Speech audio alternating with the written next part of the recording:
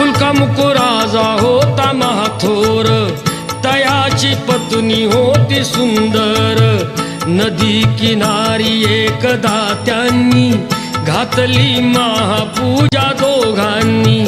आली एक नौका त्याच मार्गानी, नाव भरलेली पूर्ण द्रव्यानी। होती व्यापारी साधू बाण्याची, रीत पाहण्यास आला पूजनाची।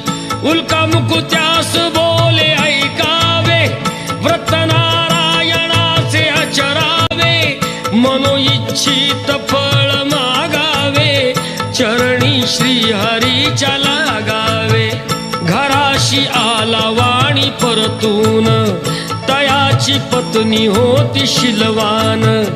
तयास नव्हते काही संतान, केला न